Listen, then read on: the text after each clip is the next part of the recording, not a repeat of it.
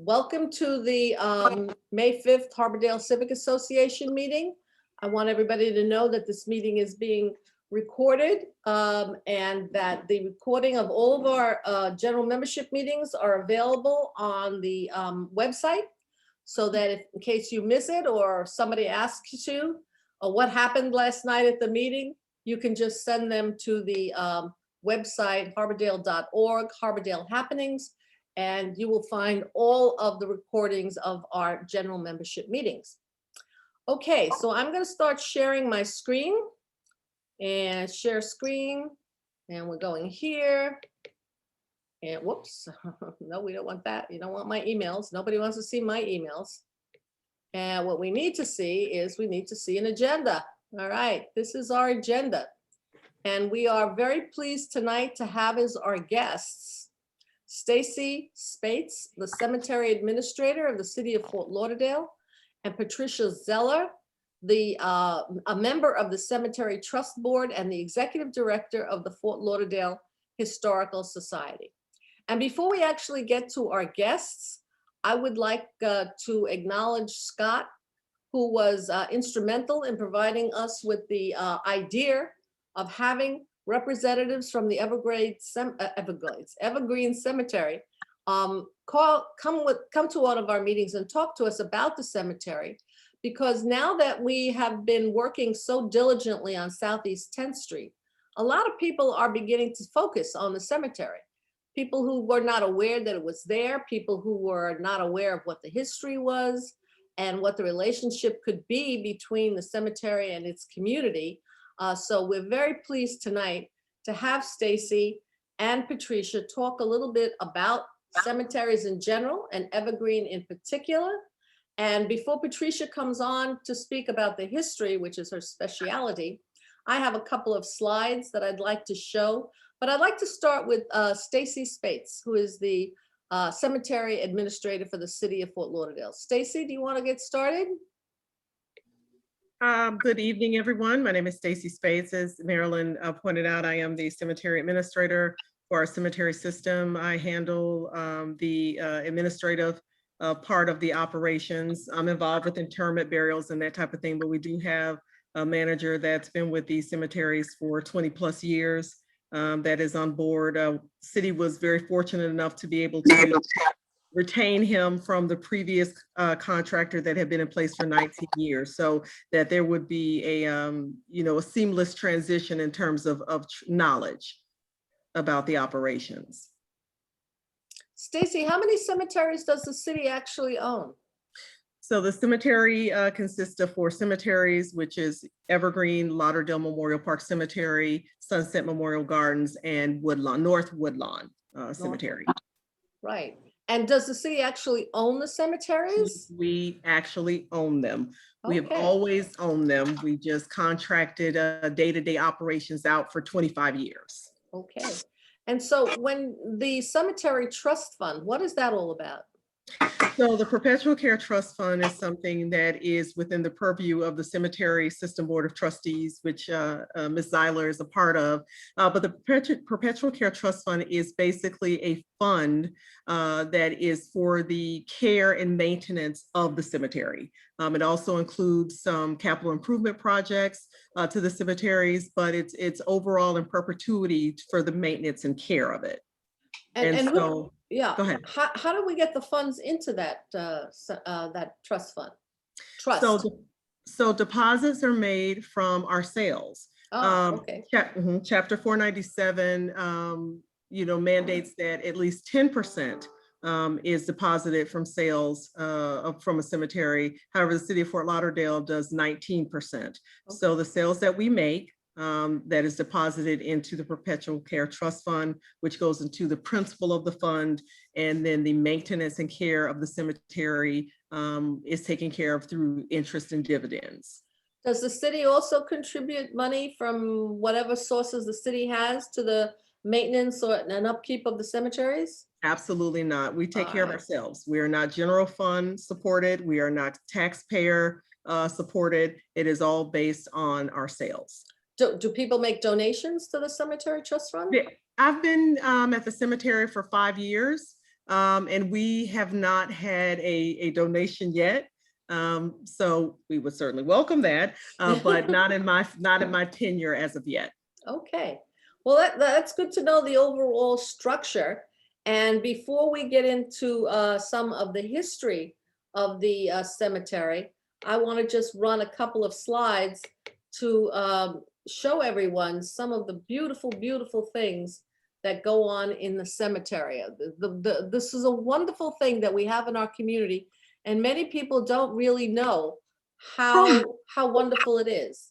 And this is our entry plaque to the cemetery. And I bet you a whole bunch of people don't know that many Civil War veterans are buried in Evergreen Cemetery. And I'm not going to go into the history because Patricia does this so much more better than I. Just going to show you the slides. This is the entry plaque for the cemetery.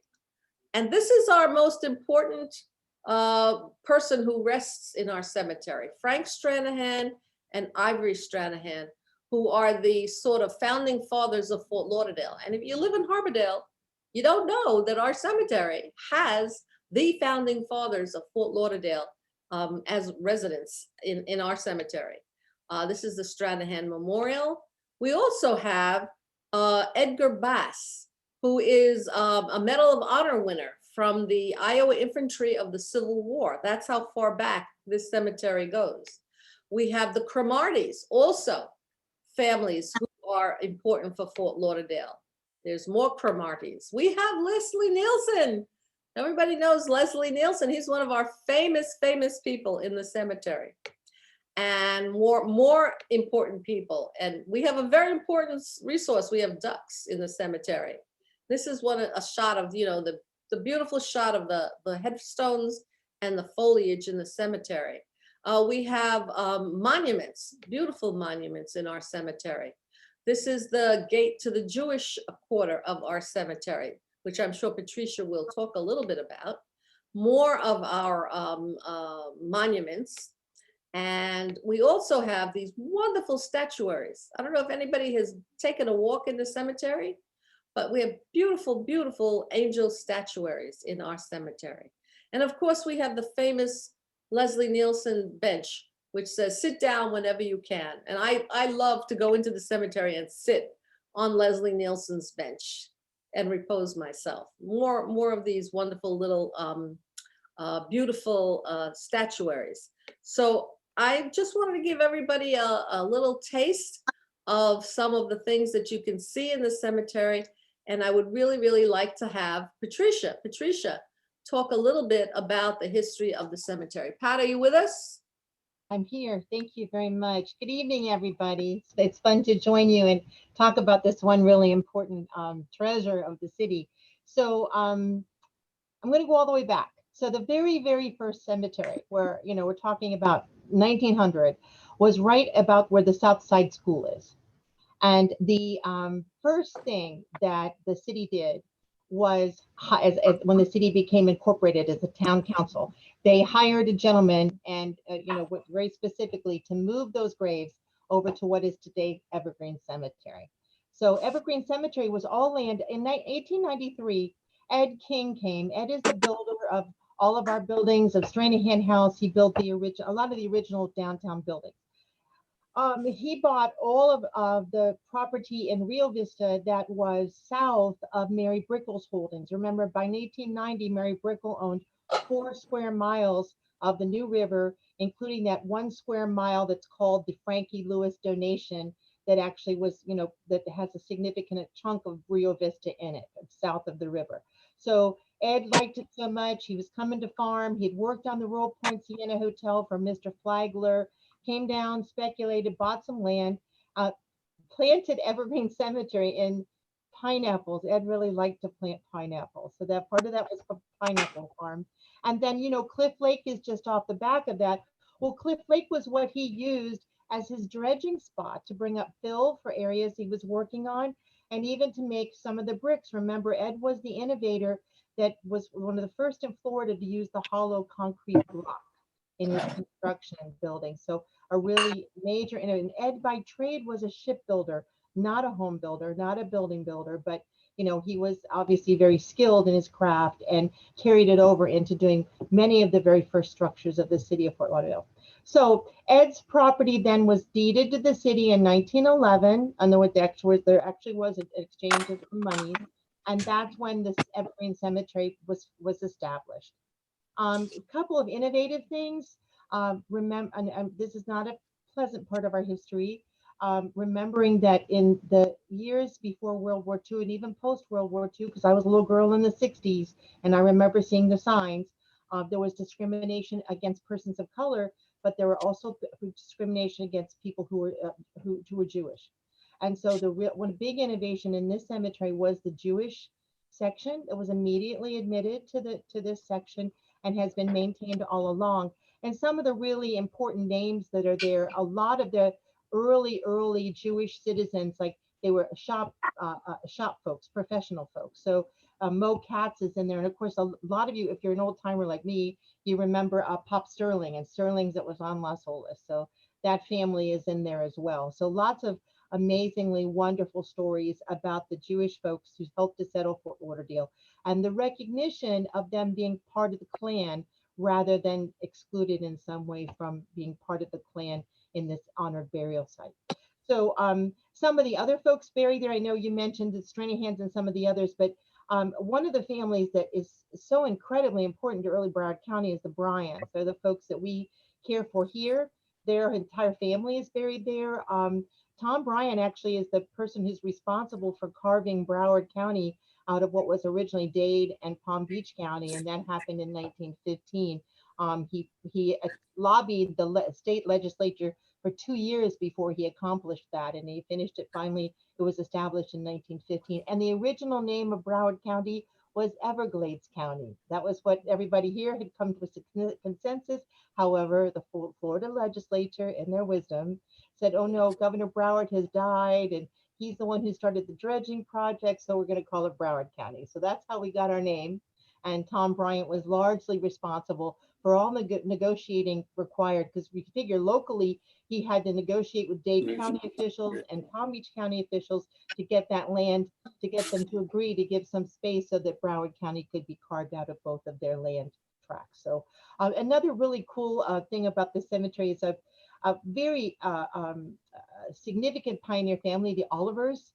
If you know the Sailboat Bend neighborhood, they're the kind of Edwardian house that was designed by Francis Abreu that's been moved to the Sailboat Bend area. That's the Olivers lived in that house for years. And Ava and her husband were the first married couple married actually in Broward County. They were married by Commodore Brooke on the New River because there was no preacher.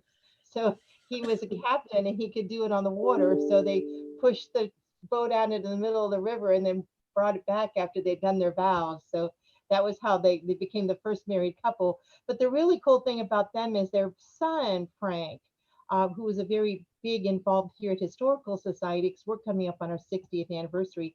He actually walked the cemetery and did an oral history speaking to the tombstones as if he was speaking to the townspeople. It's really interesting. It's fun to listen to. I have it here in my office. I've listened to quite a bit of it. It's quite long. He's done it in 2 parts. But it's kind of neat to hear his remembrances. And he talks like, I knew him. He had 3 kids, and it's really intriguing.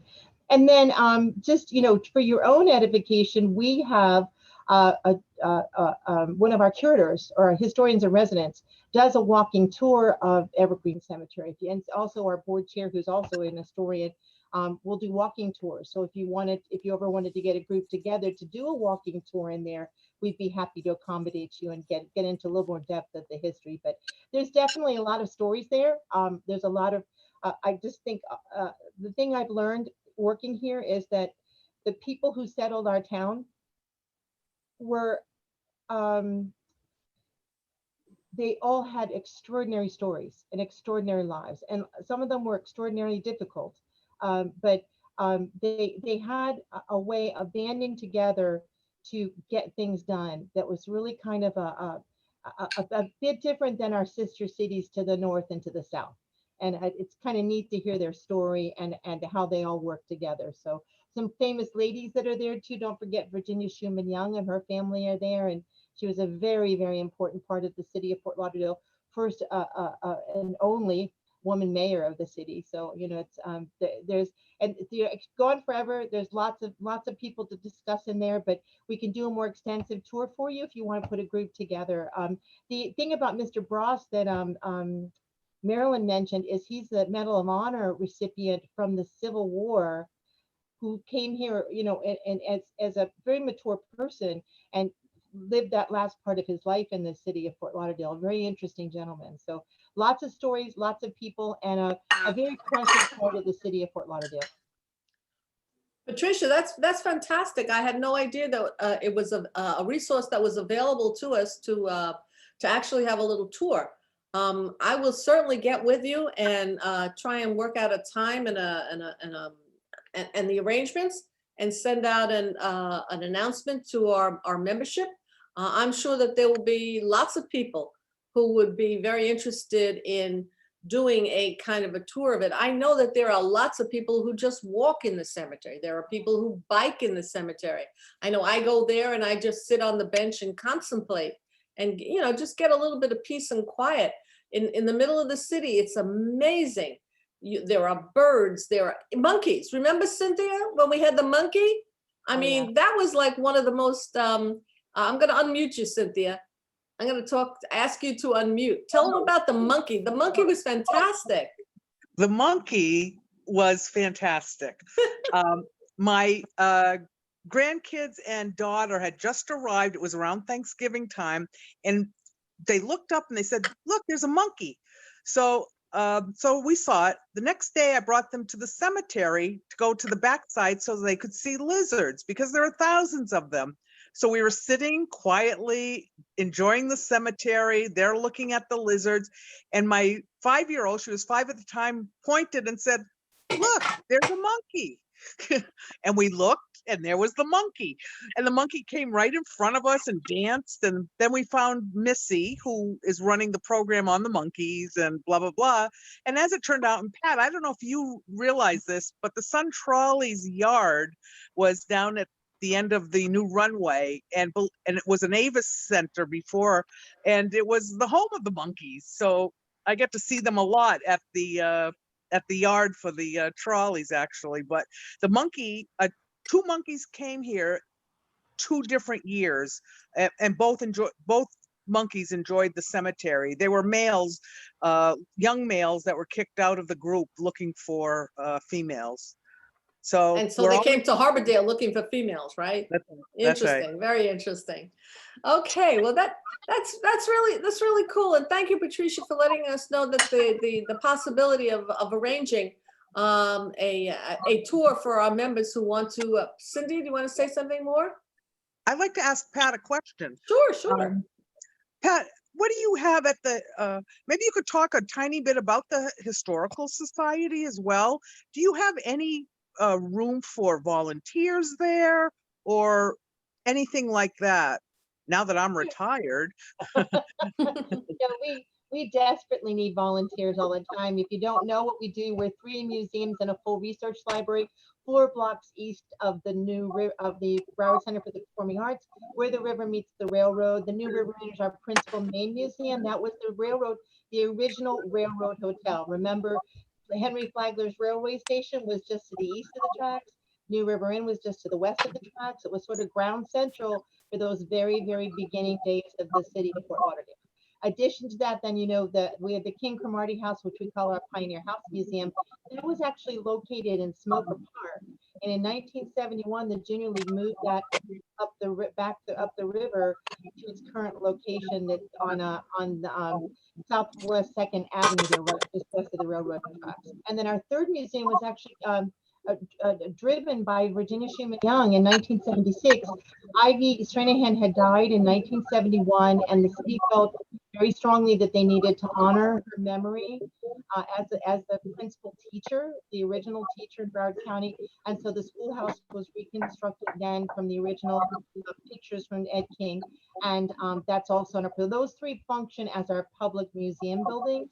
And we give tours of all 3 buildings. And then the other really important function we provide is our research library is, you know, let's say you're looking for history of your property or history of your development, or early plats of your development.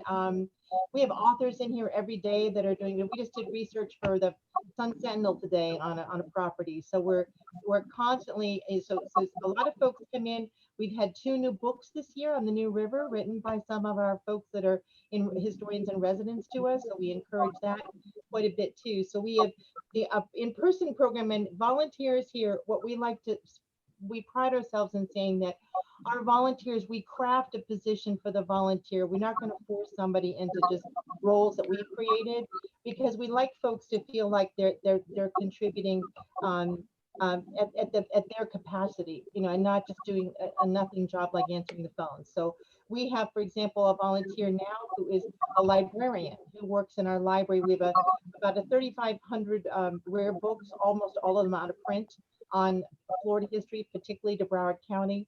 So a librarian is really needed to manage that part of our research library.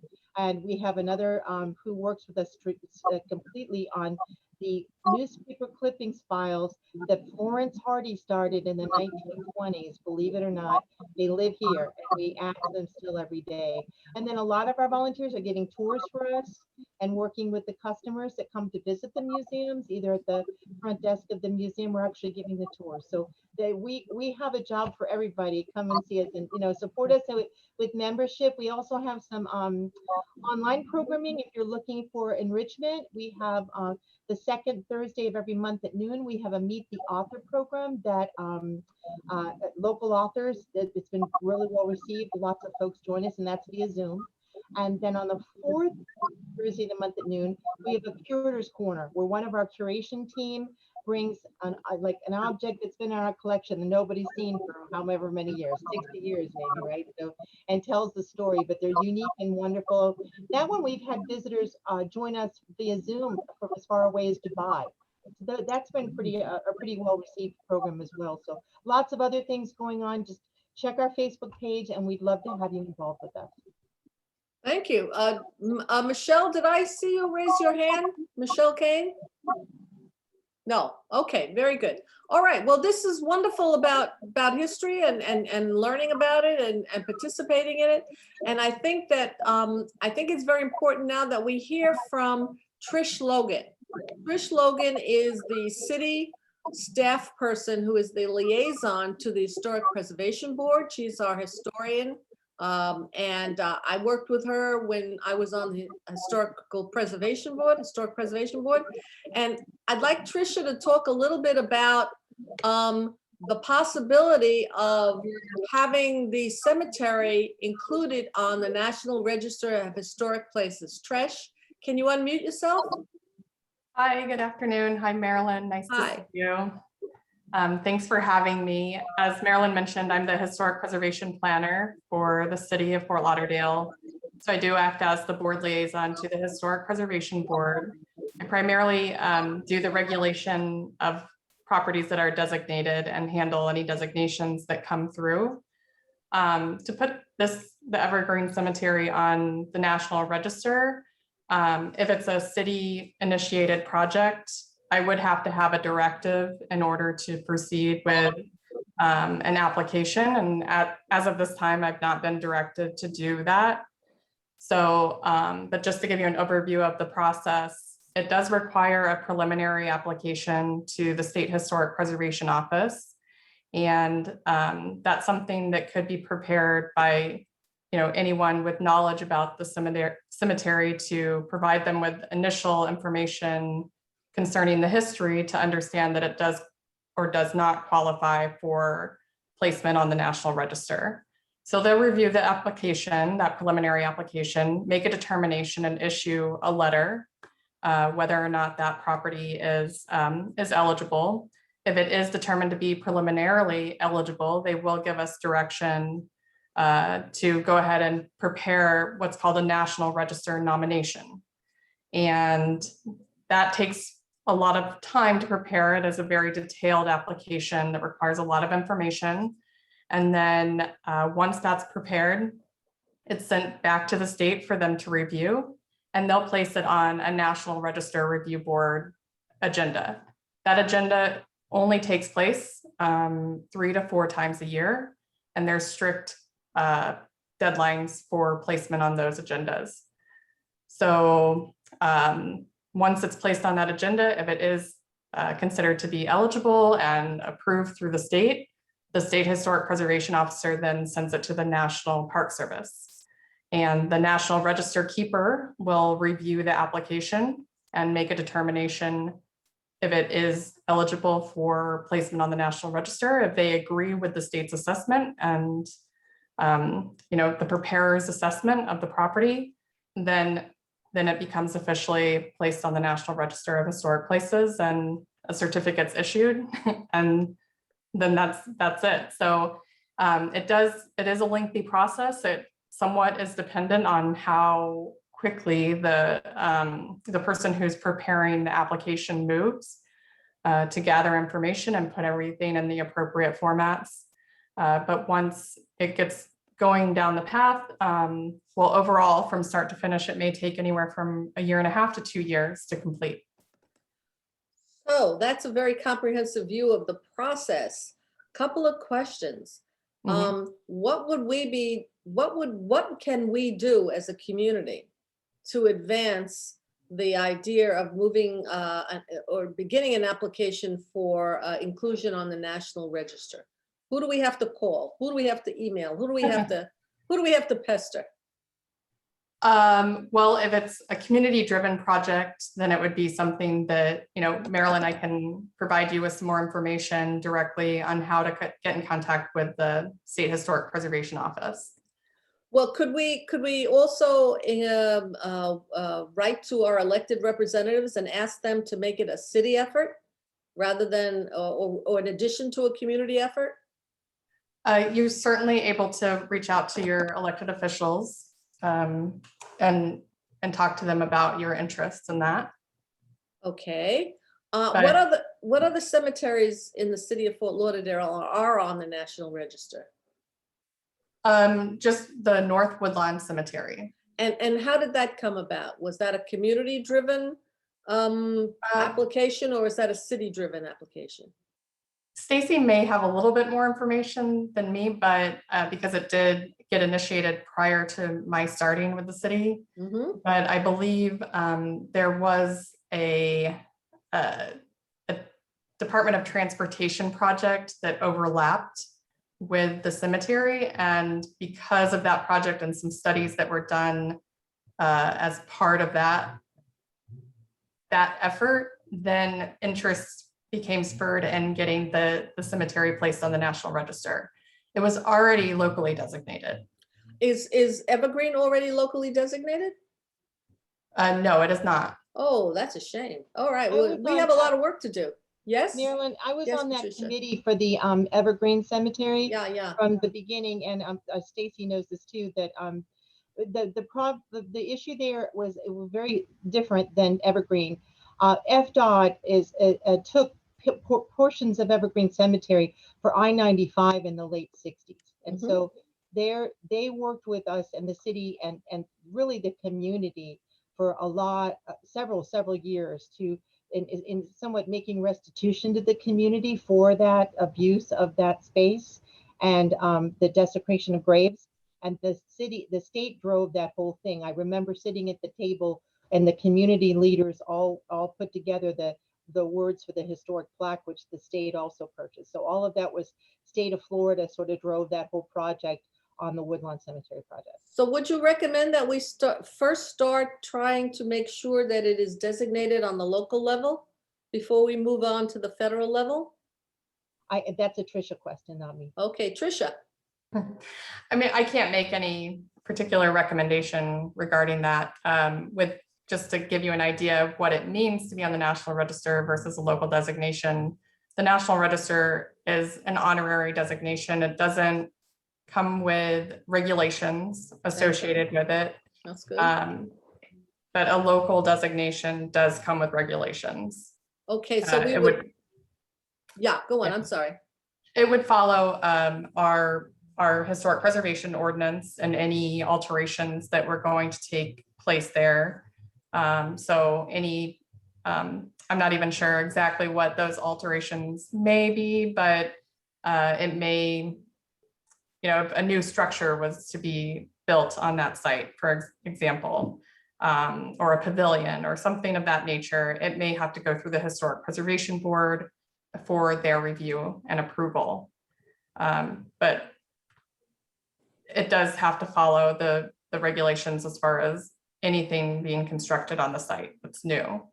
And that would occur, that review may be triggered through a building permit application, or the caretaker of the property would come to me directly and we would figure out the appropriate solution for that particular project.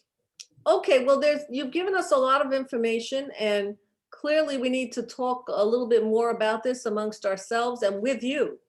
So I would be wondering if there are people in the association who would be interested in pursuing all issues related to the cemetery. And I'm looking at you, Scott, because you have been very instrumental in working with the actual operators of the cemetery in relation to Southeast 10th Street. So would you be willing to sort of spearhead some discussion with the members, with the appropriate parties about whether or not we would want to pursue a National Historic Register designation for the cemetery? Scott, you're on. I would be happy to do that. I think it's a good idea. I definitely would like to explore, because it's interesting. You say any buildings, for example, in the cemetery. Well, of course, the cemetery gets a new monument every week, so it's under constant building. And I wonder if any designation would somehow slow down the erection of monuments or something like that in the cemetery. But so it does bring a couple of questions to me. I can also say that I know the cemetery bounds extend a little bit outside of the fence line, for example, and which would include some of our new streetscape on Southeast 10th Avenue. And I'm curious how I believe the cemetery boundaries actually cover that, and how would that play into the interactions of its designation, either locally or on a federal level. And just to say too, in my previous life, Marilyn, I did work a lot with state SHPOs, state historic preservation offices and officers. So I do have some background in working on a state and federal level on that process and working with those folks. So how lucky is Harbordale to have people with expertise in these particular fields that we can call upon to work on these issues?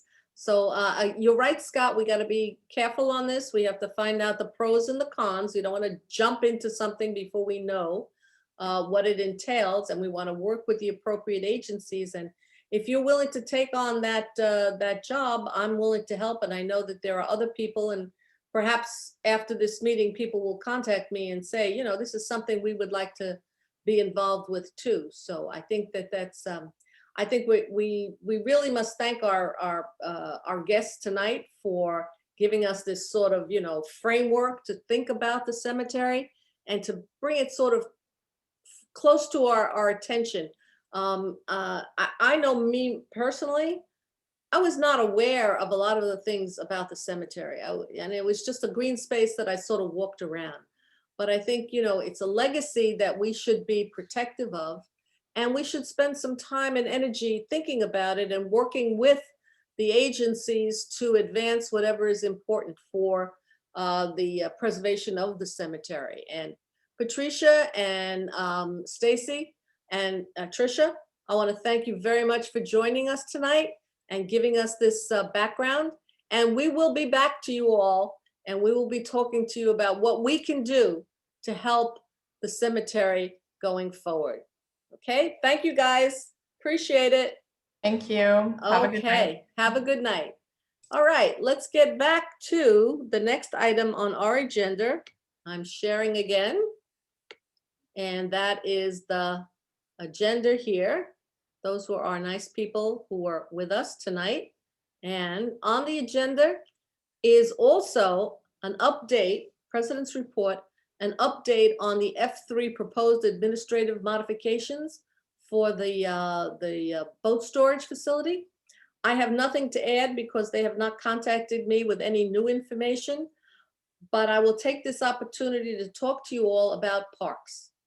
Okay, I have good news and I have bad news about parks. Let me give you the bad news first.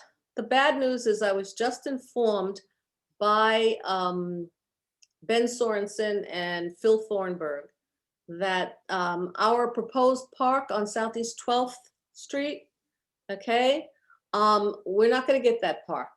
The city made an offer for the property of $1.15 million. And as they were actually doing the negotiations, it turns out that the property owner got a better offer, a much better offer than what the city was willing to spend. And they ceased negotiating with us and went with the other party. Doesn't mean that it's a fait accompli, but it means that we are no longer negotiating with that property owner for purchasing the property. That's the bad news. The good news is that the city approved just May 4th, the last commission meeting, $355,000 for Harbordale Park. That is $355,000 from the Parks Bond program. While they have not decided what they're going to use the money for, they're asking us to talk to them about what we would want to do in the park. And I asked the Phil Thornburg, and I said to him, we just built the park. We have a pavilion, we have a playground, we have, all kinds of stuff there. What are we going to spend $355,000 on? And he very rightly pointed out to me that this park has been there for quite some time. Hard to believe, but it's going on 10 years that the park has been there. And the playground equipment is only scheduled to have a useful life of 12 years. And so, at some point relatively soon, we're going to have to replace the playground equipment, do other improvements in the park. And he actually asked me, well, why don't you sit down with, the people and find out what the park needs? So we're going to do that. I don't know how we're going to do that with a Zoom meeting. Maybe we could just meet at the park. I don't know how we're going to do that. But the good news is that we have allocated to Harbordale $355,000 for improvements to our park. So good news and bad news. Really bad news about Southeast 12th Street. I thought it was really sad because we were all looking forward to that. But, we got outbid, and that's the way it goes. Nothing I can do about that. Nothing we can do about that, except hope that whoever bid on it loses the bid and comes back. Okay, so given that, the only other thing that I had on the agenda, I guess I can go back to the agenda again, just a second.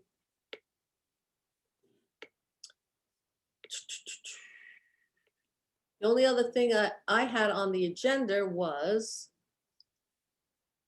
talking about the butterfly garden and the problems.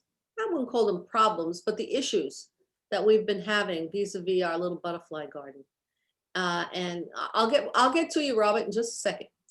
The problem we're having with the butterfly garden is that there's some angst on the part of adjacent property owners regarding the use of the property for expanded public use. And we're going to be having to meet with the property owners and our elected representative, Ben Sorensen, to sort of work this out.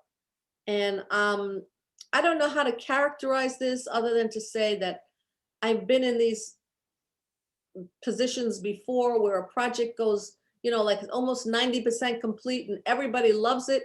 And then somebody shows up and says, nobody ever told me about it. And, this is a terrible thing.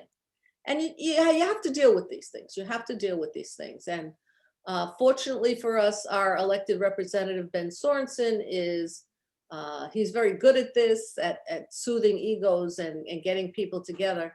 And we're going to be meeting with him to talk about the issues that some of the adjacent property owners have about whether or not we should encourage more public use in the alleyway.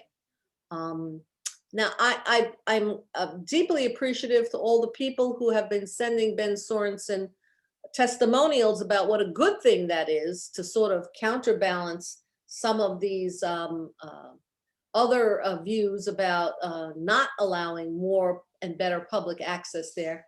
Because we all know that everybody uses the alleyway, people jog, people walk their dogs. They're not going to stop just because one or two people are having, you know, issues. But we do have to deal with their issues, and now it's in Ben Sorensen's bailiwick to bring everybody together and try and come to some resolution of these issues. Cindy, you want to add anything to that? Cindy?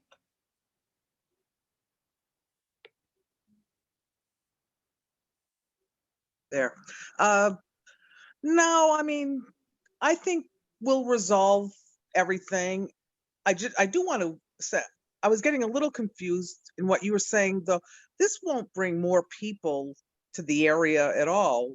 I mean, we're talking about a few little plants. There'll be butterflies, but No people, butterflies, but no people. well, it's not going to be like a butterfly world or anything like that. We're just putting in a few plants. I mean, it's as simple as that. So, and also trying to make the area safer, you know, that's all. So I'm very hopeful that things will work out nicely. And, you know, I think it's a wonderful idea to tie in to the rest of the 10th Avenue landscape, which looks fantastic. It really looks great. And that's it. Hopefully. Good. will I work. think, yeah, I think Would you're it- right. I think it's going to be, Carol, did you want to say something? Was that you? Yeah, it's not like we're gonna be hosting meetings there. If two Right. people are walking their dog and they stop at the same point, I hope the lady in the yellow house will be able to, you know, Deal guard with it. herself against the violence of two people meeting up in the dog park. Yeah, But- yeah. We can all say that, but you know, Ben has got to hold hands here, and it's a question of information. I've spoken with her. I've tried to explain to her that we're not setting up, you know, Butterfly Central. That, you know, it's just clean up, fix up, and plant some trees, plant some plants. But you know, you have to deal with these things because people need to be reassured that their interests are not being overrun and ignored. And so Ben is good at this, and we're going to let Ben take care of this. This is- Marilyn, would it maybe help to let these people know? I mean, there is no parking, so they don't need to expect that there are tons of people. There will be the same amount of people who are walking there, but there are not even any parking opportunities. So it's not like that we will have 20 cars sitting there and people sit in the butterfly garden. Yeah, no, all truisms and all things that we will bring to the table when we sit down with these people, there's two people. When we sit down with these two people and assure them that this is not going to be, you know, Grand Central Station, just because we're cleaning out the area doesn't mean that, you know, the world, people from the Bronx are not going to come down and walk on this walkway. It's, you know, Lauderdale, Harbordale, and Rio Vista. Yeah, no offense to the people from the Bronx, absolutely. But, you know, we're going to deal with this, and it will work, and we will work on it. Which brings me to the next item on the agenda, which is the celebration of the opening of Southeast 10th Avenue. Marilyn, before you get there, can I Yeah. kind of tie a little bit of that together Sure. with the butterfly garden and Yeah. and other issues on 10th Avenue and Davie Boulevard? So one thing I want folks to understand is that it's not just a few more people maybe walking in that area.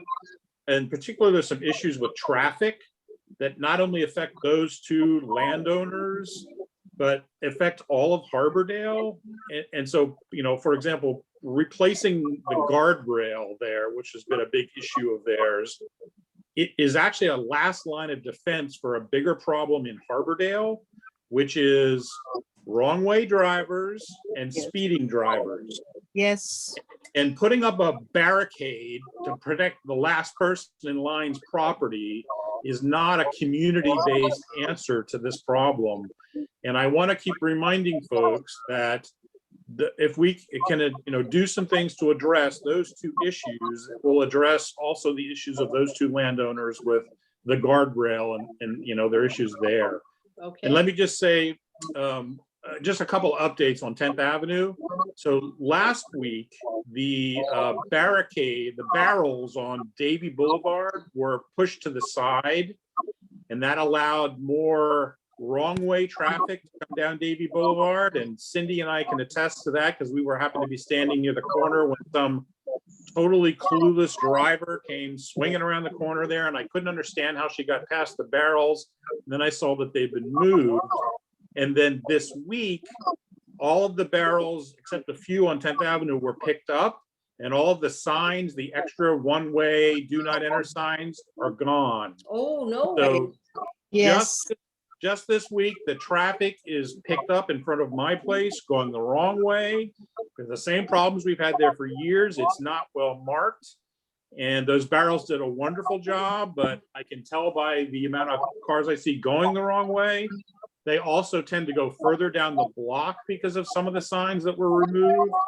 And so we really need to address the wrong way problem with those bump outs. That Okay, will also address one of the landowners' concerns about the barricade.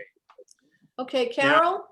Can you please mute the people that are not supposed to be talking? I'm hearing a lot of feedback. Yes, I'm going Please to, mute them. I'm going to do that. Unfortunately, I'm on the share screen, so I don't know how. Hopefully somebody heard you and muted. Okay. Yes, Scott, that's a very good point. I'm assuming that David Mancini took the barrels out because his project, his part of the project is finished. No, it's not finished. Oh, no, it's yeah. not. No? Yeah. Okay, so we We gotta, still, so just a little bit on that too. So the landscaping along the street, the median in the street was done. I can report that I am not satisfied that the irrigation is working at 100%. So I've okay, been in contact with the person who put that in, and I'm so far unsuccessful in getting that fixed. So we still have an issue there. Wouldn't be ready to sign off on the streetscape planting. Also, all of the landowners on the other side of the street from the streetscape, Anya, myself, John, Vicky, and a few others, still nothing has been done with any of our properties yet. There's kind of a list that each of us has that I know most of them have been communicated to Mancini. So we're all still waiting patiently for something to happen there. And then in addition, there's the repaving, which will happen, at some point too. And the repaving brings us to sort of the speeding driver issue, which is folks going the right way down the street, but too fast.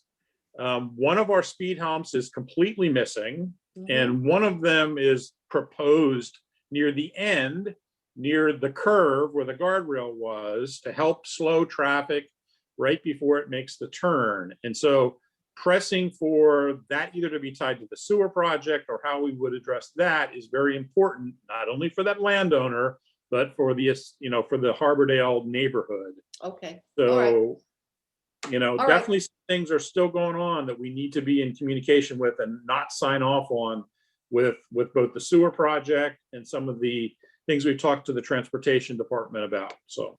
Okay, very good. So clearly there are other things that we need to do, and we have to have some more consultation with the city and with various departments in the city and with David.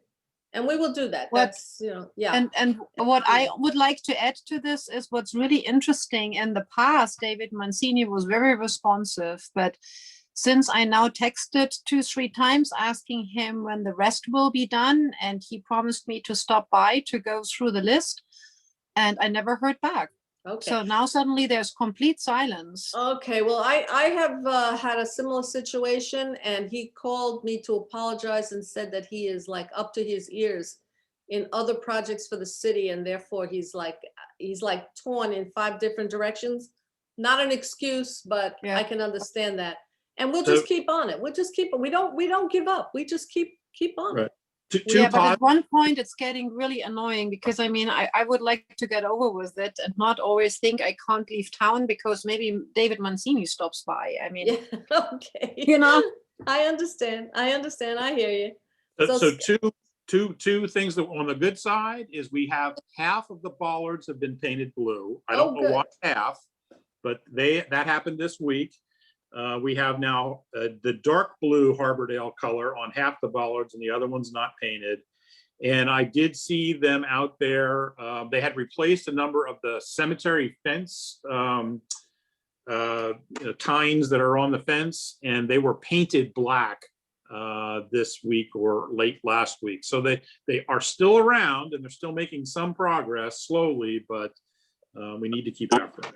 We also have to keep after the city because apparently the city was the one who cleared the property behind the second homeowner. It wasn't Yes. David Mancini. And Yes. one of the problems with having cleared that area is now it appears to be a dumping ground. Well, I can report that today Okay, the city yes. was out there picking up a lot of there were tree trunks that I don't know where they came from and some other things. Most of that was picked up this morning by the city. Excellent. Excellent. Okay, well, this is like a process that we're going through. And so perhaps my item on the agenda is a little premature when I said that we should be thinking about a celebration, having some kind of celebration for to celebrate our success. But at some point we will have to, pitch a tent, invite the mayor and the commissioner and the city people and David Mancini and have a celebration. Because, you people have gone through hell with this. And at some point, it's going to be finished. And hopefully everybody will be happy. And all the poop from the city will be taken care of underneath of our little street here. And we should have a celebration. But perhaps it's a little premature. And I think we'll table that discussion. How's that, guys? Okay? All right.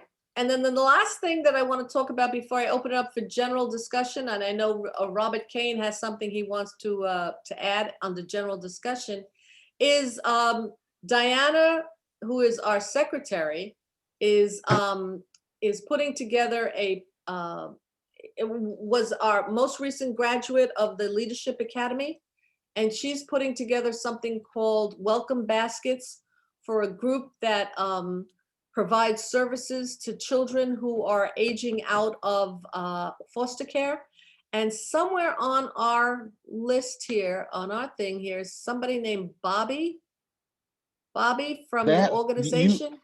You found me. I'm Bobby Kroom. How y'all doing? Hi, Bobby. Thank you, Bobby, for joining us. And I know it was a very short notice to ask you to come and speak a little bit about the program that our secretary is supporting, and I'm hoping that all of our members will also support. So Bobby, please introduce yourself and just explain the program.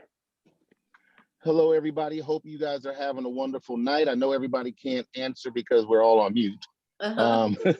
But my name is Bobby Kroom. I am I'm the director of programs at the Flight Center. The Flight Center is where youth come once they age out of foster care. We assist them with all the different things once they turn 18 that they're going to encounter. So if a youth hasn't graduated high school, we have an education department, and we work with the youth on trying to get their GEDs. So we have an actual GED program. We test them on the TABE test, just like a college would do. And then we also get their placement. So what age group they would be in and where they should start for their GEDs. In that education department, we also help youth to enroll in college. So we do have a connection with Broward College. We work with Broward Up program, and the Broward Up program was really big during the pandemic because they were doing some free stuff. So in other words, you can get a certification on Microsoft Office or certain types of nursing certificates, different things like that you're able to get for no charge through the Broward Up program. So we were enrolling our youth in there as well. And that was our education department. We also have different groups and life skills things that they can do through our education department also. We have what's called the Flight University. Flight University is run on a 5-week cycle. So once we start Flight University, we would have anywhere from 40 to 80 youth on that particular, doing that particular life skill. So life skills could be anything. And as we know, in today, we were doing things on voting. We were encouraging kids to get out and learn how to vote, because of course we're working with 18-year-old and up. So we're encouraging them to get out and vote. We're teaching them how to invest, using what is it, the Bitcoin and different things like that. We'd also have Comerica come on. We have PNC come on and do investing. We were teaching them, housing tips on how to maintain their housing. We have a JAG group that we teach employability skills. So we were doing a lot of stuff to make sure that the kids were being engaged at this time, and they were doing some things that were going to help them with their future. We also have our employment department. Our employment department specifically works with human trafficking. They work with LGBTQ community, and as well, they work with just our regular population. So we have Career Source on board there, and they really come out, and when I come out, they're actually stationed at our program, but they're able to really help the kids to find jobs. Through the pandemic, we had a lot of youth lose jobs because obviously, they're the lower end of the employment sector because of their education level, because of their newness to employment. So when, McDonald's started, losing business and different places losing business, they're going to let their newest or youngest employees go, or least experienced employees go. So that left our youth with looking to find jobs. So now that's really starting to pick up. So in the education department, we're always walking the streets trying to find different jobs that are available for our kids.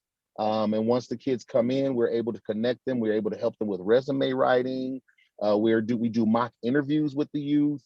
We just do everything that we can in order to prepare them, in order to give them some type of experience, either to get a job, to keep a job, and also just to be able to see what's out there. Because a lot of the kids, when they come out of foster care, they don't realize that getting a job might mean minimum wage. They're thinking, oh, I want to get out and I want to make $20 an hour. Well, what do you have to maintain or to get a job that's $20 an hour? You have to have some type of education typically, or some type of experience. So we're kind of teaching them those different things and giving them the experience, even in our flight university, with different employers, to show them what's available and why an employer would want to hire you at a higher pay. So we're giving them that information so they can, to maintain their own households. And then we also have our housing department. Our housing department is so awesome, and they're so busy. We have a lot of youth that come to our housing department. Once they age out, we do find them and we help them to find different programs that are housing programs to put 18-year-old youth in. The reason why is because an 18-year-old youth that's fresh out of foster care is not ready to maintain their own place. So we have different programs that do housing, and they also have on those particular properties or on those campuses, they do have people that are there to help them to navigate, to learn how to do life skills, which help them to keep their place. So they go in on a, not necessarily a daily basis, because we still want them to be and to feel like they're adults, feel like they're independent. But they go in weekly. They do housing checks to make sure youth are cleaning their houses. They do cooking classes as well. We do those cooking classes on our flight university. They do all those different things. They teach cleaning, and especially getting along with your roommates. So we do all kinds of problem solving if the roommates aren't getting along. We try to figure out ways to help the youth to learn how to live independently. Now we as well have a Section 8 program with our housing program. So youth are able to get Section 8 to find affordable housing. Because again, as I said earlier, they're not going to be making $20 an hour and be able to afford a $1,200 a month payment for rent. So with our Section 8 program, youth can get a 3-year Section 8 voucher as long as they qualify. They can get a 3-year Section 8 voucher and then be able to pay a lower amount, you know, is if they're making enough money, because we're trying to find them jobs, and we encourage them that you're not going to just sit on Section 8. You're not going to just sit there and make the bare minimum, because you do have to live. So we encourage them. We show them how by mimicking. You know, a lot of us, we share our own personal stories, because if a youth is going to share, we're going to know their personal story. We need to give them something back. We need to tell them our personal stories, because quite honest, a lot of people that work with kids, they're not doing it because, you know, they're rich and they're doing it because they love the kids. And they're doing it in some cases, like mine. I've went through things in my own personal life at a young age, and it helps me not only mentally, but I love it spiritually when we're able to take a youth and I can tell them my story, and they can benefit from the things that I had been through. And there's lots of us, doesn't matter what walk of life we've come from, doesn't matter how much money we have, our stories matter to kids, and it really helps for us to be able to share those experiences. We do have as well a homeless county grant, where when the youth are they're homeless, they come in, we're trying to find them places, but the homeless grant does help them to put down a deposit, a first and a last month's rent. So it's really nice that they're able to do that. And the youth we help them to find a job. And our boys' home is really good. Our boys' home, we have a what's called an emergency landing spaces. And I know I gotta hurry. We have emergency landing space, and the emergency landing space takes youth in that are really homeless right now. So in those emergency landing spaces, we have a girls' home, we have a boys' home, and we have I think it's 8 spaces at the boys' home. The boys' home, every single boy is working, and they're all working toward. We have a plan, an exit plan, that they're able to find. You know, helping them to find housing and get them into housing once they're completed. The girls' home, some of them have different things. Some of them might have children, and it might take a little bit longer because of that. But it's okay, because we're still going to be there to help that population to move on and to maintain themselves and keep going. Bobby, So if you Bobby, this is wonderful, and I have provided the link for all of our members to go and look at the whole program, which I was not aware of, and I'm finding very absolutely amazing. And we wouldn't have found this. I wouldn't have found this if it wasn't for Diana, who's our graduate of the Leadership Academy, and her program, her project, is to provide welcome home baskets for the kids, for starting Awesome. their homes. So could you just focus a little bit about that program, and then we can tell our members what they can do to participate in it? All right. So when youth move, when they're moving into their new homes, they're going to need all the startup things that most people would need. We get donations of furniture, and we try to allocate that furniture to youth that need it. So once they age out, if we got a couch, we have some tables. We're trying to get that youth that particular items. We also need pots, pans, you know, all the cooking kitchen items. We usually don't focus necessarily on blenders and things like that. We focus on the basic necessities, you know, again, plates, dishes, cups, you know, silverware, cleaning supplies, blankets, you know, even bedding, different things like that. We try to make sure they have it. Of course, we want to get it new because of COVID. We just want to make sure that kids are getting things that are sanitized, that, you know, are not something that they could be, you know, get infected from anything. But it's pretty much, again, your move-in things, you know, rugs possibly, you know, different things like that. And we try to get them bins at move-in. So once they move in, they're not waiting to put these items on a shelf. They get those items right away. Speaking of the bins, that's very important, because I've asked George McCord to unmute himself, because he's Diana's husband. And okay. George, I understand from Diana that her charge in this program is to provide a bin of cleaning supplies, bathroom supplies, the towels, yes, all of that. Can you tell us what she's looking for and how we can contribute those things to her bins so that she can make them over to the program. Well, exactly what you said. Like what we do is we have a bin, and we do have the towels, and we put everything in it: broom, dustpan, cleaning supplies, everything there. We put it in the bin. Some of it obviously is a lot of it, so it doesn't get in the bin, but we're able to take that stuff, transport it with the youth. You got to see their faces when they see. I think a lot of times they see all this stuff and they think, "Oh my God, I have my own place," because all these things now belong to them. So exactly everything you said. We're actually doing a thing on. We're going to try to put something on on Amazon, so that way when people go on there, they can just push the button and it would order the things that they would need. That's very cool use of technology, but I really would like George to talk about how we can get this material to Diana, because John Z sent me a whole bunch of cleaning supplies. It's now sitting in my bedroom. Okay. How are we going to get all this stuff over to Diana? What does she want us to do? Well, to be honest with you, I don't know exactly what her logistical plan is going to be. I don't know if now that I've heard Bobby speaking, maybe I'll give her his information, and maybe they can just have the donations go directly to him.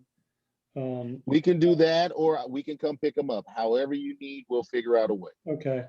We're All just right, happy to well, be able to get those things. We appreciate that so much. okay, if you can give me a phone number, I'll give it to my wife, and or you can chat it to me if you want to, if you don't want to broadcast it. Oh, I don't mind. Anybody calling me there, I'm okay. But if you want to give it, go ahead and go. 825, I'm sorry, 954-825-1111 is my cell phone number. That's my personal cell. That's not my Okay. work cell. I gave y'all the direct line to Mr. Bobby. Okay, well, this is good because we got to figure out logistically how to do this. And this always happens when we do a donation. When we make donations, we always end up having to figure out bags of stuff and who gets the bags of stuff and how do they get to the appropriate place. So if you and Bobby and Diana can work out a logistical plan, just let me know and I will blast it out to all the members so that they can just plug right in, okay? Because if they can have a point of place to send the stuff, I think that will increase the ability of people to participate. I mean, if they don't know where to put the stuff, then it's hard to participate. You got to have a collection place of some sort. So, but I'll give the information to Diana. She can call Bobby, and they can work out the logistical part of it. Great. Absolutely. The Amazon thing is a very cool idea, as far as ordering it that way, and you could probably have it shipped right to his location there. So yeah, we've had people do that in the past where they've just sent it through Amazon and donated what they wanted, and it came to us, and it was awesome. Thank you guys. I really appreciate it. Bobby, I especially appreciate you coming in and explaining the program to us and giving it some real life. Just giving a click to a place doesn't give you the full picture of how important the program is. I really appreciate it. And George, I appreciate your willingness to work with them and give us some structure so that we can make these donations. And that's very important. We have to support Diana because she's one of the graduates of the Leadership Academy. Pamela was also a graduate. And actually we have another person who wants very much to be in the next academy class. So we should be supporting our members who are taking the leadership role coming into the next generations here. So I just do what I'm voluntold to do. Well, that's good. That's good. That's very good. Okay, so that is all of the items that were on the agenda, and now I have a couple of people who have asked me to be able to speak. One of them was Buddy Sherman. Unfortunately, he had to leave. He wanted to talk about a program to clean up Cliff Lake, but we'll put that off to another meeting. Who else have I got here? I've got Robert Kane. Robert, would you like unmute yourself, please? Yeah. Okay, I have two issues, one short and one longer. The first short one is the Harbordale Park. And what is the situation with the bypass road to the convention center with respect to that park? Do you know? Or should Sure. we have No, no. Alan Cohen come? And tell No, us? I can tell you about that. The bypass road does not impact the park at all. Okay, good. We're good. The second thing is the noise ordinance. Okay. Here's what's happening. Our commissioner, Ben Sorensen, is leading a charge to revise the Fort Lauderdale noise ordinance, mainly because of a bar on the New River that's blasting all those very expensive condominiums and rental spaces. And I believe, and I believe that we're going to have the same problem here at the port when the new convention center hotel finally gets open, because it's going to have a bar, or excuse me, a pool on the 5th floor, and I'm sure it's going to have a bar next to the pool. And I'm wondering if we can coordinate with the downtown people and the Harbordale people here, as well as the Harbor Beach regarding the BMR, because they're going to have the same issues regarding noise. And although I hesitate to volunteer because I'm so freaking busy on so many other things, but this is really important because I'm right across the street from the new convention center. Is there anyone here who's interested in revising the noise ordinance or speaking on behalf of our association? Well, I can tell you, Robert, that we had started a very cordial conversation with the convention center people, with Alan Cohen, about entering into a some kind of agreement over and above the noise ordinance for the city regarding issues related to the convention center. That conversation sort of died during the pandemic, but actually at our last meeting, Alan Cohen volunteered to start that conversation up again. So from the perspective of the convention center, I think we have a way forward, and Joanne Robinson from Harbor Beach was part of that whole discussion. So it's a question of getting that group back together again and picking up where we left off. But you're absolutely right about the changes to the noise ordinance overall. And all I can suggest is that we make sure that Ben knows that we are concerned about it, and that any meetings or discussions he has about it should include us. I don't know that we need a whole nother committee, because I think we're all in agreement that we all want to go to sleep at night. We don't want any changes to the noise ordinance that makes more noise. I mean, I don't know anybody anybody here want to have more noise? Yeah. Just raise your hand if you want more noise. Okay. Right. I didn't Cool. think so. Right. So I think what we need to do is we need to make sure that our elected representatives, including the mayor, understand that, we are opposed to any of this madness about making more noise. We want to sleep at night. Yeah. So that would be my suggestion. I don't know if anybody else wants to chime in on this and has any, anything else to add to that. No? Well, Alan Cohen said that the harbor side, or port side, the port side is going to be adversely impacted. And also, he's concerned that they're going to put up a band shell on the intercoastal, and he's concerned about the noise traveling across the intercoastal to, I guess that's Harbor Beach. Right across. No, that was the crux of the discussion we had before the pandemic about that ban shell and what additional restrictions we could negotiate for activities at that ban shell. And he was really quite willing to talk about that, and we need to just get that discussion going again. Okay, Yes. good. Thank you. All right. Thank you Thank very you. much. And there's somebody else on an iPhone who says they have another city project that was started in the neighborhood and it's a bit of a mess. Somebody who's on, who's Tina. that? It's Tina DeMarco. Hi, Tina. Good to hear from you. Hello. Well, it's good to make the meeting. It's hard because I have another meeting on Wednesday nights that starts at 8, so I'm already late. Okay, well, what's your item? What's your issue?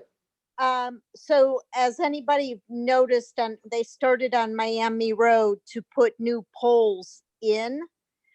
And I guess the city mayor asked FP&L to put bigger poles in, and originally they were supposed to take the smaller poles out. Well, they've left all the smaller poles, so now Miami Road itself has double the poles, and it really suits no purpose because you've got one short pole and one tall pole in front of each other or next to each other. They've ripped up the curbing, the landscaping, and I'm of course not too happy because it took me 2 years to get the city to fix my curbing and landscaping from the last project that they screwed up. But they're apparently going to be doing that all over the neighborhood. And my question is, has anybody heard what their timeline is? Are they going to come back and take these shorter poles down? Because the supervisor originally told me they were going to take them down immediately. Then one of the other supervisors told me they're all staying.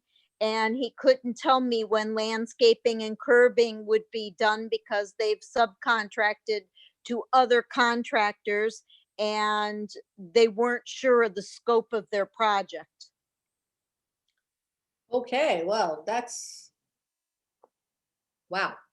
All right. I know that that's an issue in many neighborhoods in the city where they've replaced the old wooden poles with the cement poles. And eventually, Not poles up, they put up new wood poles that are just bigger. right. Some of us got wood poles, some of us got, new cement poles. Yeah. And I was told that it's really a question of time, that all of the utilities have got to eventually move their lines from the small poles to the big poles. So that once FP&L does their lines, then they have to wait for, AT&T, and then they have to wait for whoever else has got a line on those old poles to move them. And so it's really a very time-consuming process. But I'm told eventually that they will be all moved, all the lines will get moved to the new poles and the old poles will come out. So what I can do is I can inquire about from Public Works Department if they've got any information about it, any updates, and I'll report back at the next meeting. I would what really find. appreciate it. I Yeah. know we I had will a meeting try. here, a Southport meeting last night, and one of the owners who lives on Los Olas said he went through the same thing and it's taken 15 months. Yeah, I'm not surprised. I'm not surprised. Yeah. It's just Oh. taken, 26 months to get my landscaping redone and they ripped it all out. I'm Oh. just, yeah. Yeah, okay. Okay. I hear you. I hear you. We'll see if we can find some update to give you some Okay. comfort. Great. Okay, thank you for bringing it up. All right, I don't have anything else in the chat about things that we need to do to discuss, other than Cindy reminds me that we should officers report, treasurer report. Cindy, do you want to give the treasurer's report? Cindy? Yes, the checking account operating account has $11,329.92. And the other checking account has $13,183.40. Okay, so we have money. Just remember, we agreed to spend $2,000 to augment the planting on Southeast 10th Avenue. And we also are going to be planting trees by the Runaway Bay. I don't know how that's going, but that will cost us a few dollars. But aside from that, we're doing well. We're doing very well in terms of money. And actually, Carol Soroto is managing, even in this COVID environment, to get us enough opportunities for Green Your Routine that we may actually make some money again this year. Is that right, Carol? We're gonna make a heck of a lot of money this year. Not a All little right. bit, a lot. All right, Carol, you go, girl. Also, I wanted to mention, when you were showing us the overview of Harbordale Park, I don't think you mentioned that Cynthia got the people to install the beautiful bike rack that we purchased with the Green Your Routine monies, and nobody knows anything about that. That's another thing. We should have a celebration. You know, if it wasn't for this stupid pandemic, we'd be pitching tents and having celebrations all over the place. Speaking of tents, do you have the tent, Carol? We didn't buy one. We didn't buy it. Did we borrow it the last time? I borrowed it from the women's club. There you go. Okay, good to know. All right. So when we do have our celebration in the on 10th Avenue, we need to borrow it again. Just let's remember that. Cindy? Oh, or do we ask Tom to buy one? I mean, that's what he does, is buy things. you Yeah, I know. know, and he lives vicariously through spending that money. That's But right. the problem has always been we don't have any place to store it. So unless Dana McDonald used to store in her little storage shed in the back of her apartment. Right. We don't have anybody that I know of who has got a place to store it. So borrowing it worked and we didn't have to store it. So we'll rely on the kindness of strangers. That works for me. I know Carol's got a good in with the women's club. I'm sure we'll be able to get the tent if we need it, right, Carol? Of course. There you go. We're good. We're good to go, girls and boys. All right. It's 8:26.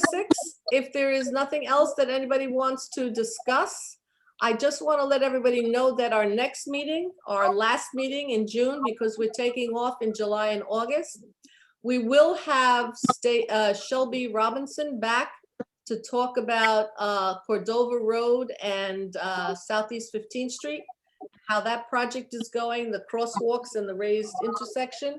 And she'll also talk about the wrong way traffic on Southeast 10th Avenue, the bump outs, which is very important. We gotta keep the pressure up on that.